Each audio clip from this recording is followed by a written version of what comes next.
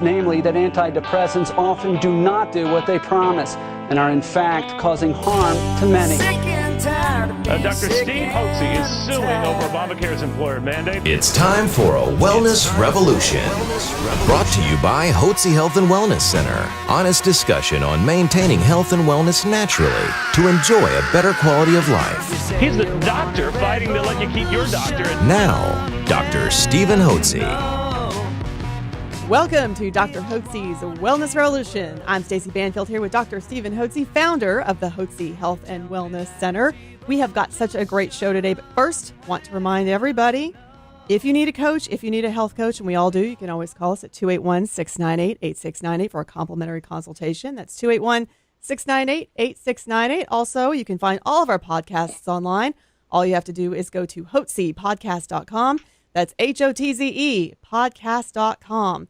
Now, great program today. We have a author of Finish. His name is Jon Acuff, and he is going to talk to us about goals. So we are so excited to have him on the program, aren't we, Dr. Hotze? We sure are, and I just want to remind everybody, I believe that you and everybody out in the world needs a health coach. You need a doctor and a staff of professionals who'll coach you onto a path of health and wellness naturally, without using pharmaceutical drugs. So as you mature, you feel enthusiastic, you're full of vim and vigor, you got some life, you got enthusiasm.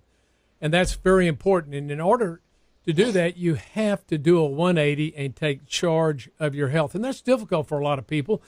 And I think one of the main reasons is they're not willing to make that a priority or set that as a goal in their life until it's too late. Many of you all are traveling down the health highway on the wrong side of the street, and you're going to come to an overpass. There's going to be a vehicle coming the other direction, and you're going to end up having a head-on collision, which may cripple you for life or it may kill you.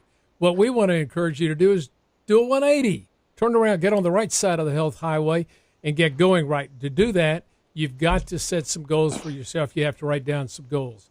So we're pleased today to visit with our podcast guest, Jon Acuff. And Jon is from Nashville, Tennessee. Sound of great country music. And we just, by the way, Jon, have here at our rodeo tonight. We got the Houston Livestock Show and Rodeo, which is the largest in the world. Everything's bigger in Texas, and this really is.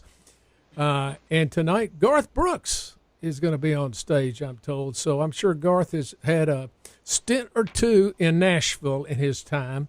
So we appreciate everything in Nashville. It's a beautiful city. And that's where Jon Acuff makes his home. Now, Jon is a very prolific author. He's written 5 books. He's written Finish, Give Yourself the Gift of Done. He wrote Do Over, Make Today the First Day of Your New Career. He's also written Start, Punch Fear in the Face, Escape Average, and Do Work That Matters. I like that title. He also wrote the book called Quitter, Close the Gap Between Your Day Job and Your Dream Job. And he has a comical book, I should say. It's not a comic book, but it's a book, Stuff Christians Like, a hilarious look at the funny things that we do in the name of faith and church. So, Jon, we're pleased to have you on our program today, and welcome, and thanks for joining us. By the way, he's a #1 bestseller on New York Times, so his books really resonate. And he not only writes books for individuals like you and me, but he also has been brought on board on some major corporations, Microsoft, Home Depot, Bose, Staples, to help train their people to set tangible goals and to be successful. And if they're successful, if the people on your staff and in your business are successful in what they do, then inevitably the business is going to be a whole lot more successful. So, Jon, tell us, how did you get interested in goals to begin with? When did this all start for you? Well, I mean, I think it started fairly young, but I've always felt like deliberate action caused change. Okay. I think it's a lot easier to say you want to do something, but it's a lot harder to actually do it. And so I try to write a book there's 3 parts to either writing a book or starting a business. You find something you're really curious about, a question you want to try to answer for years. Then you find a missing, like, is it needed in the marketplace? Are people asking for it? And then is it currently absent from the marketplace? So I wrote Start a few years ago, and people came up to me and said, hey, I like your book. No offense. I've never had a problem starting. I can start a million things. I bought a treadmill. It's where I hang my clothes to dry in the garage now. But they said, how do I finish? What does a finish look like? And I was curious about that in my own life. And then I went on Amazon. If you type in finish, all that comes up is dishwasher detergent. And so I thought, wow, we as a culture, and you know this, you see this with health all the time. We over celebrate the beginning and ignore all the stuff in the middle and the difficult end. So we say terrible inspirational things like, well begun is half done. And, you know, if a doctor ever said to you, as soon as you make the first incision, I'm halfway done with your surgery, you'd say, what kind, like, where did you get your degree? And so I felt like it was this perfect combination of something I was passionate about, something people needed, and something that was missing. Well, tell us about that. What happened in your own personal life that made you feel like this was something that would resonate in the lives of other people? Well, I mean, I think personally, so on the health front, I'm like a lot of people probably that I'm 42. So my metabolism feels like it's gone into the drain. You know, like at 27, if I thought about working out, I got in better shape. Now it feels like if it used to take me a month of jogging to get back in shape, now it takes 3 months. So I'm like everybody else, you know, you add 2 pounds a year, you do that for 10 years, you're 20 pounds overweight. Right. So I had some weight I wanted to lose. I also looked on my bookshelf one day and realized, wow, I've only read 10% of the books I own. Like I have the habit of buying books and then maybe even recommending them, but I still haven't read them. And that's crazy. And I've got kids too. I've got 2 teenage daughters that I want them to understand here's the value of goals. So I felt like on every front in my own personal life was the desire to get back at the things I started. So tell us about the book Finish. Tell us the main theme that you have in the book Finish and how that can help individuals set goals and achieve those goals. What do you find is the biggest difficulty people have? You know, a lot of people set goals. I don't know how many people really write down goals. I'm of the personal opinion, if you don't write down a goal, it's just wishful thinking or a dream. And a lot of I agree with that. I think that one of the big silent killers of goals is perfectionism. There's a lot of people that, unless it can be done perfectly, won't do it. And I always tell people, your friend with the messiest car or the messiest office is often a perfectionist. And that surprises people. They go, but aren't they type A? They are, but unless they can clean their car with a toothbrush, they won't even start. Like a sign of a perfectionist is I'd rather get a 0 than a C-. If I can't, you know, if my goal is to run 5 miles every day and I only have time for 3 today, I just won't do any. And you want to go, you know, 3 is way more than 0. And so I think one of the big things is perfectionism on every front. I've seen artists who, you know, there's an artist in the book Finish who shredded dozens of paintings right before she shared them with people because they weren't perfect. There's a woman who bombed her last test for her graduate degree because she was afraid it wouldn't be perfect. And so I think that perfectionism is a big one. I'd say the second one is often chasing the wrong goal.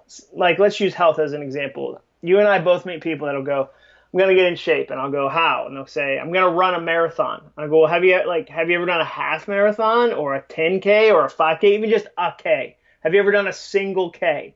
And people go, no, I saw a commercial for a bike, so I'm going to buy a $3,000 bike, and I'm going to go to Kona. I'm going to do the Ironman. And the problem is we make our goals when our motivation is the highest, so we think the goal should be that high too. And you and I both know motivation is one of the flightiest, most fragile things in the world. And it'll dissipate, and then all of a sudden you're left exposed with this massive goal and no drive, and you end up not doing it. Well, along that line, oftentimes, and let's talk about this, the need for a coach. Now, sure. I read where you said that at one time you went out and wanted to get in shape. You got yourself a coach and started doing a bunch of exercises and we're going to lose weight.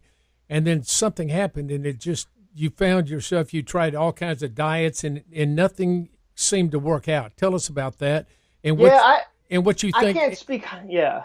Go ahead. I can't speak high enough for the value of a coach. It's funny. We understand that kids need them, but then I think we think that adults don't.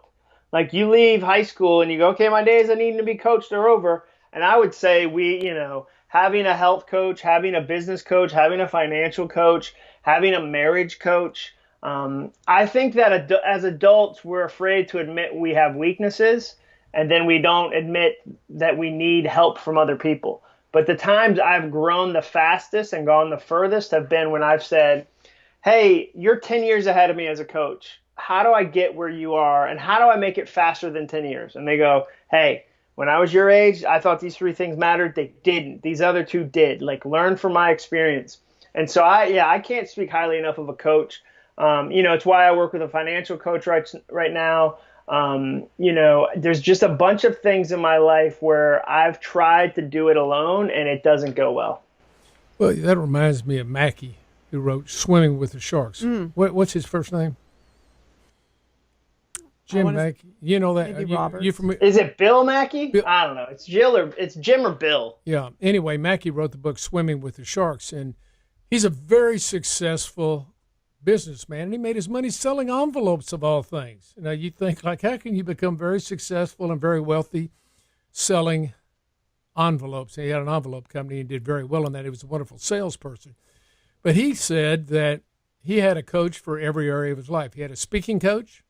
He had a golf coach, pro. He had a writing coach. He had a workout coach. Every area, a sales coach, and he was a great salesman. Everything that he did, he had a coach, because he said, if the best people in the world, the best golfers in the world, the best football players in the world, the best tennis players in the world, all have coaches to help them get to the next level. A coach doesn't have to be even as successful as you are, but they live outside the picture. I like to say this, John, most of us live inside the picture frame, so we don't really see what needs to be done. And they see the picture, and they say, here's what you could do to improve on that picture, which is improve on your performance. So this is very important point, that when you're setting goals for yourself, it's always important to team up with somebody, whether you pay a coach to do that, or even if you have a partner with whom you do that, a workout partner, a sales partner, something. You have somebody that's there holding you accountable, and you're holding them accountable, so you can do it together. It says in the Bible, 2 are better than 1. They have a better return for their labor. That's great advice, and it's Harvey McKay, I believe, that is the author of Swimming with the Sharks. Oh, you're both wrong. I felt like Bill was it's a pretty common name for a man, Harvey. There's like 4 Harveys.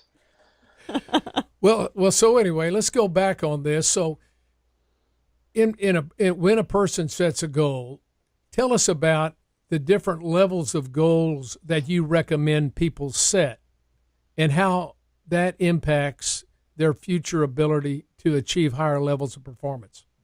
Yeah, so the myth is that if you say dream, start small, you mean go big never. Like, that's not what I'm saying.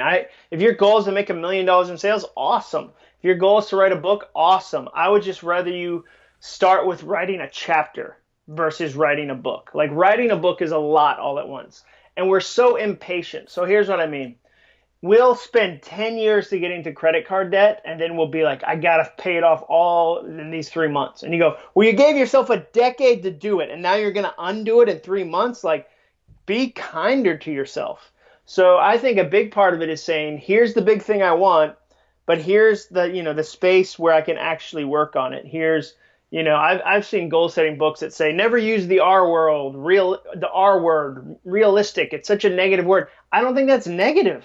I just see so many, especially busy moms, who feel this overwhelming sense of shame because they think they have to do it all. And then they get stuck with comparison, and there's all these kind of emotional traps, where I'd much rather you say, figure out what your big goal is. I want to lose 50 pounds. Now let's talk about this spring. What does that look like in this spring, and how does it build? Because what happens, and we tested this, the finish came about, I commissioned a study with a PhD from the University of Memphis, because my space, like self-help kind of motivational books, are full of entrepreneur, guru, fake, shiny teeth people that are just selling terrible things. And so I wanted to have real science behind my advice. And so we had a theory that, say somebody wants to lose 10 pounds and they only lose 8. They don't feel like they almost got there. They feel like they failed by 2 and they give up. People tend to judge themselves on a pass-fail basis. So I said, if you cut your goal in half and made it 5 pounds and then still lost the same exact 8 pounds, but you won by 3, you'll try again. I care more about your February than I do your January. I care more about your March than I do your February. My goal is to get you to keep going on the goal. In the same way that if somebody said, we want you to coach us, you wouldn't say, great, we're going to do a really intense month and then good luck. You would say, no, let's talk about changing your lifestyle over a period of time. I think that's a big first step in coming up with a goal. Especially when it's going to be a lifestyle. It's not a one and done. Like you're trying to change the way somebody lives every day. That should take time and it should take interaction. Well, this brings up a really good point about the concept of adopting a lifestyle of success, whether it be success in writing, speaking, public speaking, running a business, keeping in good health, having a good marriage, having a good family life, having a good spiritual life. All this it's a lifestyle. So what you have to do is, most people approach goals like a diet. Well, I'm going to set a goal. I'm going to go out and get in shape. Or I'm going to write a book, as you said, or I'm going to learn how to speak, or I'm going to learn how to play the piano. And they think they want to be like Mozart or like Bach. It's a few lessons and they rapidly give up because they haven't viewed it as a lifestyle. And a lifestyle is if you're in bad shape, health-wise, John, if somebody's in bad shape health-wise and they come in, they didn't get in poor health overnight. Nope. Somebody's not out of shape overnight. It doesn't get, as you mentioned, financially in a unstable financial condition overnight, routinely. It happens over time by making bad choices over time. So we like to tell our guests here at the Hotze Health and Wellness Center, I say, look, you didn't get this way overnight. It's been 5 years in the making or 10 years in the making. That's right. And it's not going to happen overnight. It's going to be gradual and steady improvement, usually over the first 3 to 6 months. I like to tell them, look, we're the coach, you're the athlete. I want you to be in the Health Olympics, win a gold medal. And we're going to hold you accountable. We're going to give you support, all the support we can. But somebody's got to do the heavy lifting, and you've got to do it. But we're here to support you to do that. So that's very important whenever you consider adopting goals for your life. It isn't a one and done, as John had said. You just go, I'm going to set this goal. I'm going to lose, I've gained 100 pounds in 10 years. Now I'm going to lose it in a year. Or I'm going to lose it in 6 months. Well, you're not going to do that. I don't think you could do that if you went on a strict fast for 6 months. I don't think you could do that. If we kept you alive, but I don't think you could do it. It can't be done. You've got to understand it's gradual.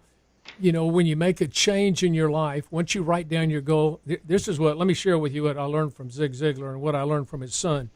When we went to meet with him and he was off, and so we met with his son, and his son said, this is Tom Ziglar, and Tom said to me, he said, tell me what you do when you write, what's your process on goals? And we said, well, we write out our goal.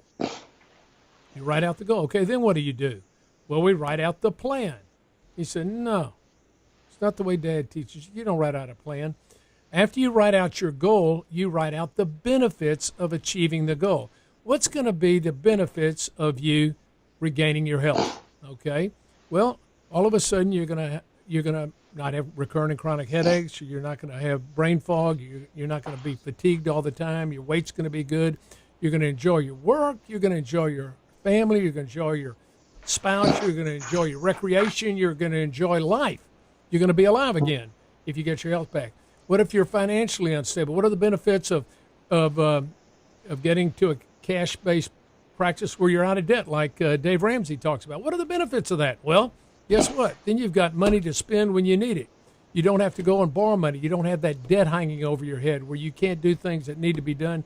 You can't, tithe the way you may want to tithe, or you should be tithing, and you can't support your family, you can't put your kids in college because you've got this huge debt that's like a noose around your neck. And we can talk about any area of life. In your business, what if you have a business and you're running a business and you want to have a very successful business? You say, I'd like this to be a $1 million or $5 million or $10 million business. Well, to do that, you've got to have, what are the benefits of that? Well, you'll be employing a lot more people. You'll be giving people jobs. You'll be providing products and services to people and helping them obtain what they want, and that's a better quality of life. Plus, in doing that, as you help these other people, your customers become successful and your staff become successful, well, guess what? Inevitably, If you help other people become successful, what happens? You become successful. That means you're going to have more time, more money, and more freedom to enjoy your life, and you're going to be doing it because you served and provided others. My coach says, John, he says, whenever problems are solved, money changes hands. And so the goal is to help people solve them, whether they want a new suit and you're a clothes salesman, whether they want a new car and you're at a car dealership, whether they want a new air conditioning unit because it went out, whether they want their health back, whatever goods and service you're providing, somebody wants those goods and services, and you want to provide the best quality you possibly can in doing that and the best and most extraordinary service you can. If you do that, guess what? Then you're going to be successful, and the benefits are going to be you're going to have more time, more money, and more freedom to enjoy your life. So you write down the benefits second. The third thing you do is you say, what do I need to know to achieve this goal? What are some of what books do I need to read? How am I going to learn about doing this? The fourth thing you need to ask, and then you say, who can I go to learn? Maybe I can read Jon Acuff's book on learning how to finish. Yes. Or any one of his other books to learn his principles in adopting that. Maybe I can let Jon teach me. Maybe I can go online to his teaching programs. Or I can get myself a business consultant or a business coach that can come in and help me plan things out. I can set up system and procedures. You've got to learn that, who you need to know and what you need to know. And then you got to think about what are the obstacles? What are the obstacles that you're going to face? And remember, obstacles are just red meat. They're red meat that enable you to achieve your goal. You turn them over. So if you're blocked in the middle of a road, you got to find a way, and there's a wall there, you got to find a way over, around, or under that wall to get through that obstacle. And you've got to figure out what those obstacles are going to be ahead of time. And then what you do is you're ready for them when you hit. And then you write down your plan. What am I going to need to do? Well, I'm going to have to take Jon Acuff's book, Finish, and I'm going to have to read it. I'll read a chapter a night for the next 2 weeks. And I'm going to read that book, and I'm going to underline key principles or write down key principles he teaches me in that book. Or I'm going to go to the gym. I'm going to have my health coach tell me what I need to do, what exercises I need to do. I'm going to start off slow, and I'm going to gradually build, and I'm going to do this over and put a deadline on when you want to achieve this goal and break it down into little incremental increments, 1 month increments, 3 month increments, 6 month increments. Where do I want to be? And you measure that. And as Jon has mentioned, make it a realistic goal that you can achieve and maybe overachieve rather than setting a goal too high and you don't achieve it and you've done 80% of the work, but you feel like you're a failure because you didn't get to 100%. And then finally, the last and most important thing, once you write out your plan, the most important thing you can do is take immediate action on your plan. And that means pick up a phone, call somebody, say, I need to talk. I need to get Jon Acuff's book. You call up Amazon and you Google Amazon and you order the book. Boom, you've taken action. And what I've been taught by the great goal setters that I've listened to, particularly Zig Ziglar, he's just a favorite of mine. There's some other greats, but he set a standard I think that's wonderful. He said, if you will take action towards your goal, you'll find out that that goal will begin coming towards you in the most extraordinary ways where you don't even imagine it. So you have to write down your goal. That's important to write it down or type it out at least. Second thing you have to do is write out the benefits, write out what you need to know, who you need to know, what are the obstacles in your goal or achieving your goals. Write out the plan and then take action. And action creates momentum. It creates energy that enables you to achieve your goals. And this is what we have practiced at the Hotze Health and Wellness Center, what we encourage our guests to practice. And Jon encourages this, but he gives a simplified way that, many people that set goals are type A personalities. They're overachievers, right, Jon? Totally. They're all overachievers. So they go like, well, you know what? I'm going to take my business and I'm going to make it a $50 million business in the next 2 years. Well, that's not realistic. What if you went from 1 to 2 million or 1 million to 100, 1 million to 1 million and a half? What if you gradually grew that business and over time, my dad used to say this. He said, son, don't go into business, grow into business. And so when we started the Hotze Health and Wellness Center years ago, the president and me there were 3 of us on staff, and she was at the front desk at that time. She's now president of our company 27 years later, and now we have about 80 full-time and 20 part-time people on staff. And that didn't happen overnight. And John, you would probably agree with this. It takes about 25 or 30 years of hard work to be an overnight success. That is very true. So these are some ideas on goal. John, tell us where they can where our listeners can go to look at your website. And do you have some videos on there? And do you have some? Sure. Yeah, I'm probably like you. I've got a lot of bit of stuff everywhere. So acuff.me. It's just acuff.me. Is my website, and then Amazon, as we mentioned, and then Twitter, I'm just Jon, Jon Acuff, and then LinkedIn I'm on. If there's a new one, I try it out and see if it works for me. So yeah, you can. There's certainly a bunch of videos, and then I have a podcast. If you search Jon Acuff in iTunes, you'll find my podcast. Good, that's great. So listen, Jon has been very successful in setting a standard for people to be able to achieve their goals in a reasonable fashion. And that's what you want to be able to do. You want to realize that goal setting isn't a once and done experience. You just don't set a goal and try to achieve it in a month. You realize that you're going to make a lifestyle change. So guess where that starts? The lifestyle change starts right between your ears, one ear and the other. It starts in your brain, that you've got to make a change. Intentionally, you've got to choose to get yourself on a pathway of success, no matter what you're doing, whether it's in business, family life, church life, health, physical, your physical appearance, whether it's in your clothes, whatever it is, sales. You've got to set it in your mind that you are intentionally going to make a change and you're going to adopt a new lifestyle. Now, I happen to believe that all this is possible as we call upon God to give us help. I think you can't do it independently. It's hard to do it independently. It's important for you to have, and we encourage, develop a good relationship. Read the Bible, for crying out loud, every day. One thing we're ignorant in America is reading the Bible. And just as an off note, John, I did something a little bit different. How many years have I said I'm going to read through the Bible in a year?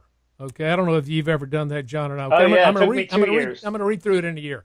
So you got a little program, you got a church, check these, and, you get started for a month, then you miss, and the next thing you know, the year's gone, and you didn't read through the Bible, okay? Well, the next year they pass the same thing out. I've gone through that. Well, now this is really strange. This is going to be kind of 180 degrees different than what you have said. So my son-in-law had a program of read through the Bible in 90 days, and I've heard about this. Over the last couple of years, I've known some people who do that, and he invited me to do that last summer, and I said, no, I'm just not going to be able to do it. I'm too busy. I'm just not going to be able to do that. Well, first of the year came, and I said, you know what?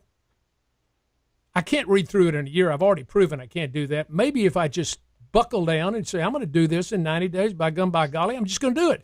And I have a U version, which is a app you can get that will read it for you. You can read it in 1 time speed, 1.5 times speed, or 2 speed and read along. And you know what? I am already I'm into Jeremiah, and I started on the first of the year, so I'm on track to have read through it in 90 days. Now, you'd say that's a huge goal, and you'd expect to collapse on it. But for some reason, and I don't know, maybe you can explain this, John, it's counterintuitive that I made it harder for myself, and I just said, I can do it in 90 days because I usually peter out after 90 days. Are you listening to it or reading it? I read along as I listen. I listen. And then, but if I'm in the car traveling, I just pop it on and listen. Sure. So I think a big part of that is I think you've given yourself some flexibility. A lot of people create these really rigid rules where I can only work out if I go to this class on this day, like a walk around the neighborhood doesn't count, all these fun things don't count. So I think a big part of it is you're using a tool. You're encouraged by your son-in-law. Who did it? Yeah, who did it, right? Like, it's possible. So I think that makes a big difference. So anyway, and so I think really it's his encouragement and by his example that said, I wouldn't have done this independently, except, he had asked me to do it, and I kind of backed out on it. And he got a good friend of mine to join him, and they did it in 90 days. 2 of these guys. I went like, you got to be kidding me. And I didn't do it. I don't really think it's that important that I'm going to do it. So instead of doing that, I've got, we've all got 24 hours in a day, and we're going to use it doing something. Yep. And so I think probably a country would be better off if we're a whole lot more biblically literate. Let me mention one other thing to you in closing that you might find humorous. So I worked out very heavily with weights when I was in high school. And I was a quarterback on a football team, weighed 167 pounds, worked out, got myself in great shape, ran. I was as good a shape as anybody on the football team. That carried me through my life, and got into med school and started running some, hated running. In fact, I just hate to run. I just don't like it. I can't stand it. I don't think you're alone in that. I think a lot of some people, I have people that I know that love it. My daughter runs 5 or 6 miles a day. My president runs 5 or 6 miles a day. I'm going like, I don't get it. But anyway, they do it. So I started when I was 58. I'm 67 now. I started when I was 58. I said, I'm going to go back and lift weights, which I've done periodically. I have weights in my garage. And so I lifted weights, for about 2 years. And frankly, I bulked up pretty well. And then I had an old high school injury in my shoulder, and I started, of course, it wasn't good enough just to lift regular weights. I had to really push it, and I blew out my right shoulder. Okay, so I blew out the shoulder, and I just didn't work out for 2 more years. I just couldn't do it. And then when I went back and tried, I could feel it in my shoulder. I said, I can't do that. And somebody said, well, push-ups are good for you. And I said, well... Oh, I know where this is going. Push-ups are good. Okay. So I Googled push-ups and the benefits of push-ups and how to do the various push-ups and all this.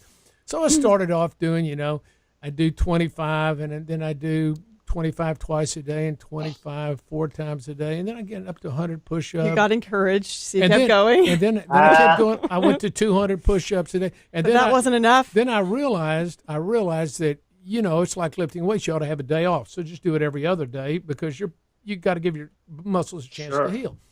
So I got up where I was doing 750 push-ups a day, and I'm just dropping down in my office doing 25 or 50 push-ups. Boom, boom. Crazy. Okay.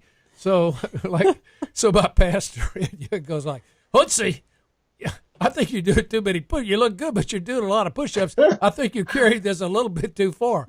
So I go off on my wife's. I take her on a birthday trip. We're at Sea Island, and I hit 800 push-ups. I start in the morning. I'm up to about 800 at 10 o'clock or 11. I said, you know what? I could hit 1,000. It could happen. I could hit 1,000 today. Crazy. So Crazy. anyway, I get up to 950, and I'm doing good. I said, I just got to push 50 more. That's all I got. So I'll go down, and at about 960 or 965, that right shoulder just blew out. It blew out again.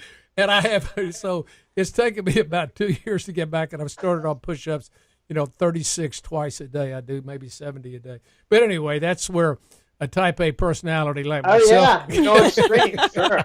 Push it to the limit. Yeah, so Yep. so sometimes my point of this is that when you adopt certain lifestyles, when you start being successful, you kind of want to push yourself. If you're type A, you go like, if I can do 500 a day, I can do 1,000 a day, and I'll just start doing it. Well, the next thing you push yourself too hard, and you don't need to do that. You need to be reasonable, and I think that's what Jon's talking about. In your goal setting, you need to be reasonable so that you can achieve your success and be on a pathway of success and maintain that success. So it can be a lifestyle, and you won't be down for 2 years. Yeah. Well, I mean, it's more of a lifestyle than an event. So, yes. I mean, events rarely change us. Lifestyles have long-lasting changes. Well, we're pleased to have you, Jon, on the program today. It was a great program, and we appreciate the work that you've done and the thinking that you've done, and really the discipline. This is really key. The discipline. Jon just didn't have ideas about this. He heard the ideas, and he developed a plan. He wrote out a goal, and he knew what the benefits were going to be. He knew what the obstacles were going to be. He overcame those obstacles. He knew he learned what he had to learn. He wrote down his plan of action, and he took action. And guess what? He's written 5 books. He's been on the bestseller list on New York Times. Now, not to say that's the greatest paper in the world. I'm not endorsing the New York Times, but it's pretty good when you make the New York Times bestseller list, especially sharing the philosophy, a business philosophy that Jon has. So that's kudos to you, Jon, on that. Congratulations on your success, man. I'm proud of you for that. So thanks. If you want to learn more about how to get yourself on a successful goal planning regimen, let me recommend that you go to Jon Acuff on Amazon. Look at his books. That's ACUF, a cuff, like a cuff in a pair of pants. I got a cuff, a cuff. Well, you go look at that, and you can get his books. He's got Finish, Do-Over, Start, Quitter, and Stuff Christians Like, which I'm kind of interested in reading that. Yes, that's an intriguing title. Yeah, that one's funny. There's not a lot of funny Christian books, so that's pretty rare. Well, Jon, thanks so much for joining us today. We appreciate you being here with us, and we wish you every success in life. Yeah, thanks for having me. Thank you, Jon. I appreciate it, guys. Y'all have a good rest of your day. Okay. So like Dr. Hotze said, it doesn't have to be overwhelming. It can be a choice. And all it takes really is to act. Just pick up the phone. One of the things you can do is, like Dr. Hotze said, you could go to Amazon, pick up one of Jon's books. You can also give us a call here at the Hotze Health and Wellness Center. We would love to give you a complimentary consultation. We know that a lot of you out there are struggling with your health. We'd love to be able to offer that service to you. All you have to do is act and call 281-698-8698. That's 281-698-8698. Thanks so much for joining us here today at Dr. Hotze's Wellness Revolution.